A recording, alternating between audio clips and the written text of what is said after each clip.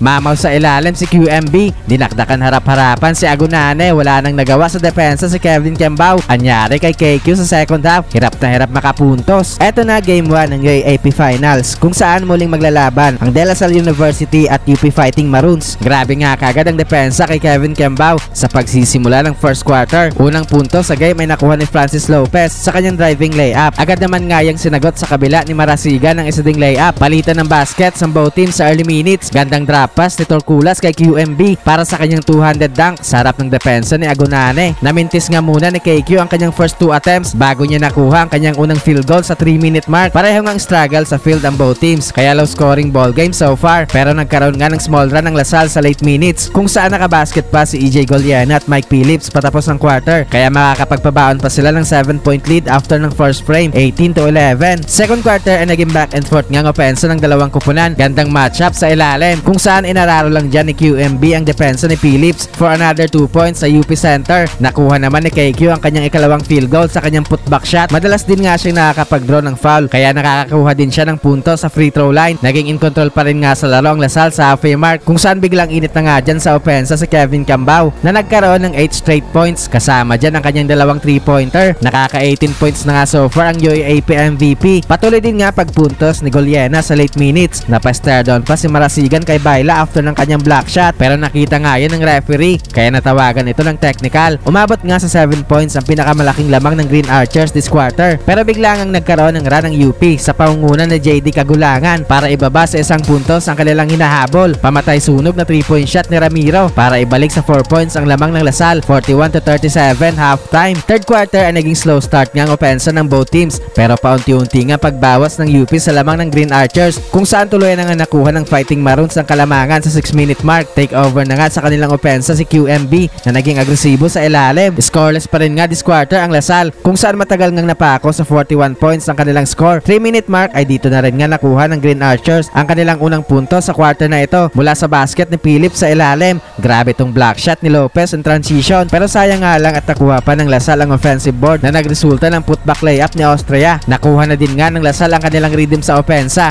kung saan pansamantala nilang nakuha ang kalamangan pero nagkaroon nga ng sagot itong UP kung saan step up sa kanilang opensa si Kagulangan at Lopez kaya balik sa 4 points sa kanilang lamang, 54-50 end of third frame. Fourth quarter ay maganda nga ang simula sa opensa ng UP kung saan nagkaroon sila ng 6-2 start. Patuloy nga itong pagdomina sa ilalim ni QMB at step up na din nga sa kanilang opensa sa Turkulas. Struggle nga sa second half itong si KQ kung saan hindi pa rin nga ito nakakapuntos after itong makapuntos ng 18 points sa first half. Patuloy nga ang pag-take over sa opensa ni QMB entering the halfway mark kung saan nagkaroon pa ito ng another slam dunk sa harap ng depensa ni KQ. Umabot na nga sa double digit ang lamang ng UP. Sa late minutes ay biglang nagkaroon ng 7-0 run ang Lasal. Butata ang inabot ni QMB kay KQ sa ilalim. Nagresulta nga yan ng basket ni Phillips sa kabila. Baba na sana sa 4 points ang inahabol ng Lasal pero hindi nga nila na-maintain ang kanilang run kung saan hindi na nga sila nakahabol pa sa laro. Naging dagger na din nga itong 3-point shot ni Abanyado kaya sa huli nga ipanalo ang UP Fighting Maroons para magkaroon ng 1-0 advantage sa series.